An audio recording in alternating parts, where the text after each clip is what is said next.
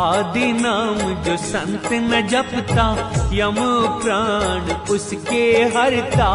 आदि नाम है अक्षर माही, गुरु बिन नरक छूटे।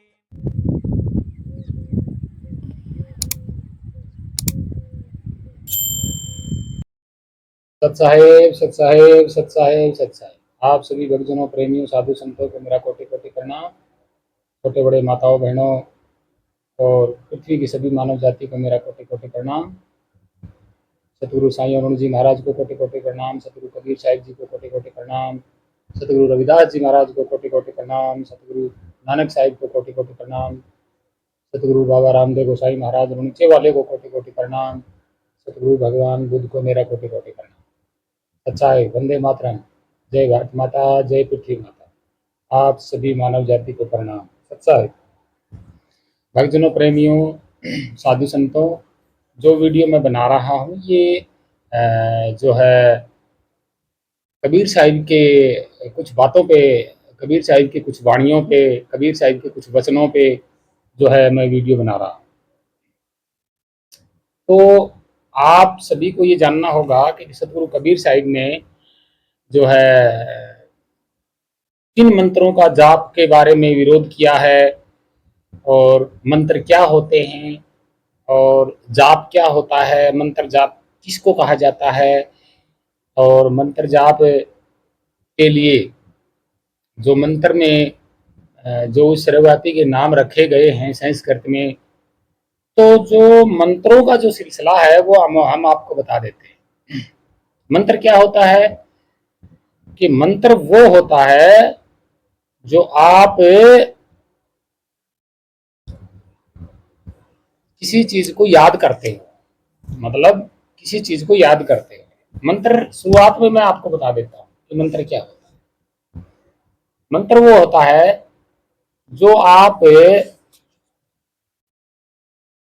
को जो है आपको जानना होगा कि 1400 ईस्वी में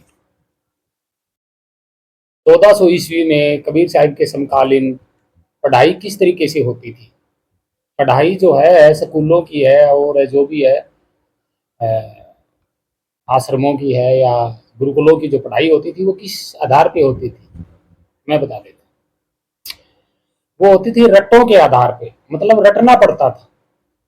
क्योंकि मैं भी पढ़ा हूँ, तो मैं जब 1998 में 97 में जब हम प्रश्न याद करते थे तो जल्दी जल्दी पढ़ते थे। मतलब किसी चीज को, जैसे बुक है, किसी चीज को जल्दी जल्दी पढ़ते थे, उसी को ही रटने को, रट करके याद करने को ही जप कहा जाता है।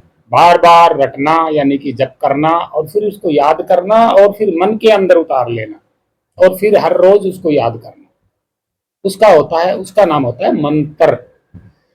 अब आप ये गीता देख रहे हैं, इसमें श्लोक हैं, ठीक है, ये देख लेते हो, देख लो अच्छी तरह से। इसमें क्या है, ये श्लोक है। अब इन श्लोकों को आप पढ़ोगे, जैसे एक फोटो भी लगाई है मैंने, यजुर्वेद का एक श्लोक है, ओम त्र्यंबकम यजामहे सुगंधि पुष्टि वर्धनम उर्वारुकमिव वंदनान मृत्योर्मोक्षी ये मामृता।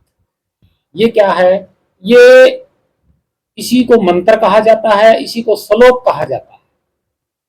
अब इसमें अनुवाद क्या है, अनुवाद ये है कि इसमें लिखा हुआ है कि मोक्ष के बारे में, सुखदायी बारे में, मतलब एक अर्थ समझाया गया है। सबका पालन पोषण करने वाला, रक्षा करने वाला, 3 नेत्रों वाला, ठीक है।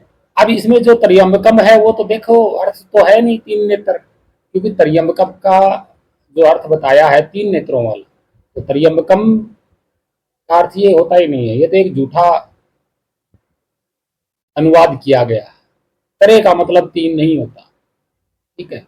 और 3 नेत्रों, नेत्र का मतलब क्या होता है, 3 थोड़ी होता है, नेत्र का मतलब आंख होता है, तो आंख का यहाँ प्रावधान है ही नहीं। फिर भी मैं समझाने के लिए बात कर रहा हूँ।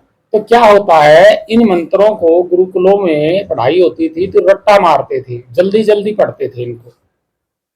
जैसे अनुवाद, एक अनुवाद होता है, ठीक है, अनुवाद को क्या पढ़ते हैं हम, तोड़ तोड़ के पढ़ते हैं। जैसे संबुद्धि युक्त पुरुष पुण्य और पाप दोनों को इसी लोक में त्याग देता है अर्थात उनसे मुक्त हो जाता है। ये तो होता है पढ़ना, अनुवाद पढ़ना, ये मंत्र नहीं होता है। जो ऊपर लिखा गया है इसको बोलते हैं मंत्र। आप देख रहे हैं, तो जो मंत्र होते हैं वो सिर्फ संस्कृत के ही श्लोकों को ही मंत्र कहा जाता है। अब उस जमाने में गुरु कबीर साहिब के समकालीन में लोग इनको रट्टा मार के याद करते थे, और याद करना ही जप होता है, याद करना ही जप होता है। तब सतगुरु कबीर साहिब ने कहा था कि इन रट्टों में, इन मंत्रों में, जो मंत्रों में परमात्मा का नाम बताया गया है उनसे आपकी मुक्ति नहीं होगी। ये था मंत्रों का रहस्य। और आज जो 5 नाम देते हैं, जो मंत्र देते हैं, अरे भाई वो श्लोक के नाम है, वो श्लोक हैं, लोग उनको याद करते रहते हैं। पहले तो याद करेंगे बोल बोल के उन श्लोकों को, और फिर मन में उतार लेंगे, फिर वो रोज उनको पढ़ेंगे। भाई वो ना ही तो परमात्मा का भक्त में कोई गुणगान है, ना ही भक्ति है। भाई परमात्मा के विषय में बताने वाली चीज को ही मंत्र या श्लोक कहा जाता है। श्लोक संस्कृत में आप देख रहे हो, गीता में है श्लोक है, तो ये क्या कह रहे हैं, मंत्र है ये, लेकिन ये किसी विषय में बता रहा है, ठीक है, उसको बोलते हैं मंत्र या श्लोक। लोगों ने यहाँ इन 15-20 सालों में जो है, 15-20 साल लगाओ, 40 साल लगाओ, इन इसी अंतराल में लोगों ने इसी को मंत्र बना लिया, रट्टू मार मंत्र, यानी कि इनको जपो, याद करो, परमात्मा मिल जाएंगे, मुक्ति हो जाएगी। अरे भाई संस्कृत मतलब क्या होता है, संस्कृत कहीं पे भी लिखी जाती है तो वो श्लोकों में या मंत्रों में लिखी जाती है, और जब उसको पढ़ते हैं, याद करते हैं, तो वो जल्दी बोल बोल के याद करते हैं। संस्कृत जो है वो जल्दी बोली जाती है। जैसे गायत्री मंत्र है, ये क्या है, यही मंत्र है, यही श्लोक है। कैसे, ओम भूर्भुवः स्वः तत्सवितुर्वरेण्यं भर्गो देवस्य धीमहि धियो यो न प्रचोदयात्। ये क्या है भाई, ये अनुवाद तरीके से थोड़ी ना बोला जाता है, ये तो श्लोक है, संस्कृत का मंत्र है ये तो। और सारी सारी चाहे आप कुछ भी पढ़िए, रामायण पढ़िए, महाभारत पढ़िए, वेद पढ़िए, पुराण पढ़िए, शास्त्र पढ़िए, सब इसी तरीके से लिखे हुए हैं, सभी के सभी मंत्र हैं, सभी के सभी मंत्र हैं, श्लोक हैं। तो पहले जो याद करते थे तो वो जल्दी बोल बोल के याद करते थे। आज भी तो पंडित लोग बोलते हैं, संस्कृत को जल्दी जल्दी बोलते हैं। कहीं हवन है, यज्ञ है, तो वहां क्या बोलते हैं, हाँ भाई किसी तरीके का जो है गुणगान करते हैं, बस किसी विषय में बोलते हैं। विषय कोई भी हो सकता है संस्कृत के श्लोक में, जरूरी थोड़ी है कि वो परमात्मा का ही ज्ञान हो, नहीं। तभी तो उन्होंने कहा था कि पोथी पतरा पढ़ पढ़ के जग मोया, ऐसा कुछ वाणी बोली कबीर साहिब ने। तो वो यही है, यही है वो पोथी पतरे। इनमें क्या है, श्लोक, इन श्लोकों को ही मंत्र कहा जाता है। तो सतगुरु कबीर साहिब ने इन्हीं का विरोध किया है। भाई श्लोकों में तो ये लिखा हुआ है, ब्रह्म पूर्ण ब्रह्म आत्मा परमात्मा ईश्वर परमेश्वर जो है ब्रह्म अक्षर, ये कहाँ लिखे हुए हैं, ये तो श्लोकों में ही लिखे हुए। लोगों ने अलग अलग निकाल लिए, इनके नाम बना लिए।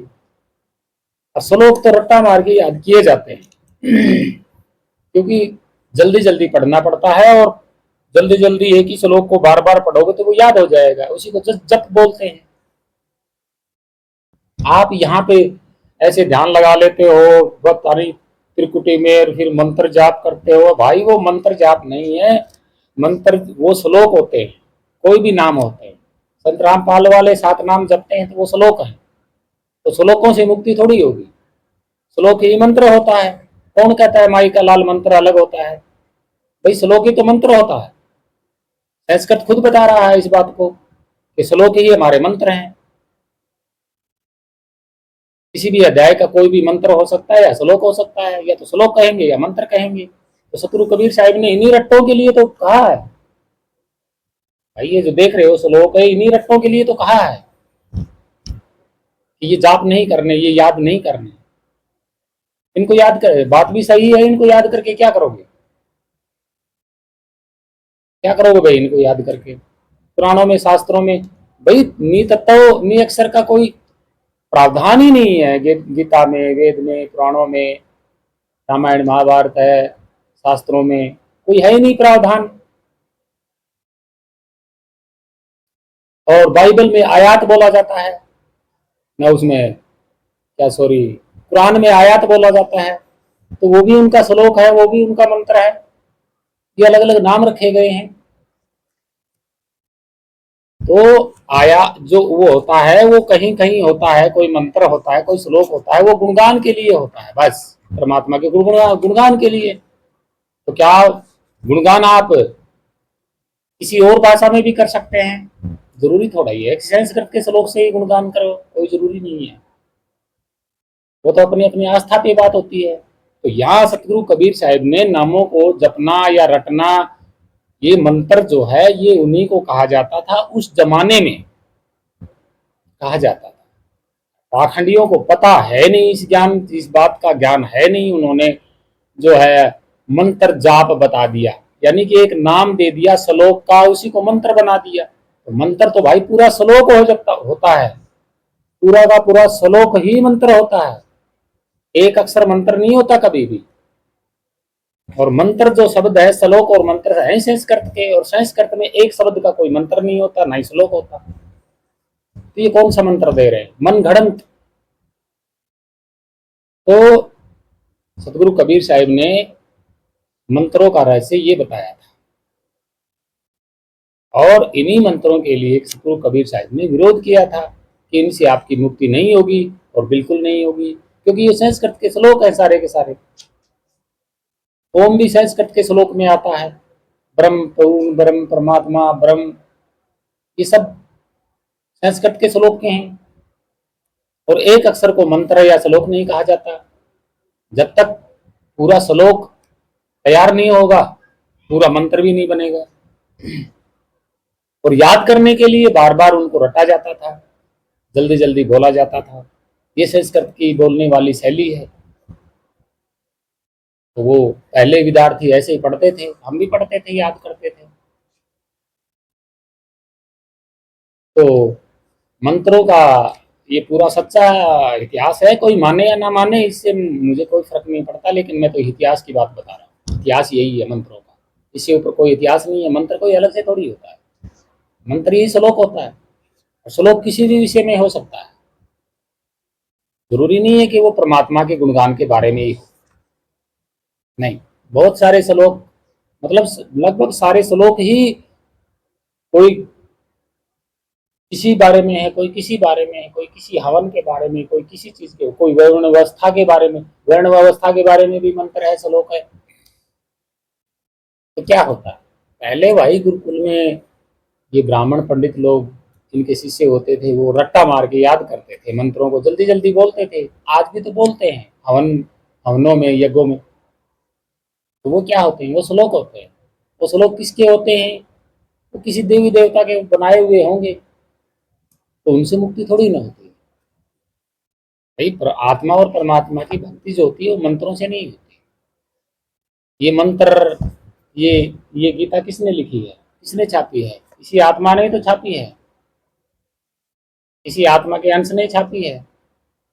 तो इसीलिए विरोध किया था। तो ये था मंत्रों का रहस्य, सच्चा इतिहास है ये, और इसको कोई झूठ साबित नहीं कर सकता। कोई भी धर्मगुरु पाखंडी झूठ साबित कर ही नहीं सकता, ये सच्चा है। तो मंत्रों के चक्रों में ना उलझे। सतगुरु कबीर साहिब ने इन्हीं मंत्रों का विरोध किया था कि नाम जो जप रहे हो वो मंत्र हैं, कि इसके श्लोक के आधार मंत्र, उनको बार बार रट रहे हो, आप याद कर रहे हो। जप करना याद करना होता है, और जब याद करना होता है तो आप मन में रख लेते हो पढ़ी हुई बात को, तो वो मन से ही आप रट्टा लगाते रहते हो मन में, घंटा 2 घंटा तक, यानी कि तत्व से तत्व टकराते रहते हैं। तो आपकी मुक्ति नहीं होगी, ये सत्य है। भक्तजनों, प्रेमियों, साधु संतों, ये था मंत्रों का रहस्य। श्लोक और मंत्र यही होते हैं। तो आप सच्चे सतगुरु की शरण में जाएं, और जो है पाखड़ से दूर होइएगा।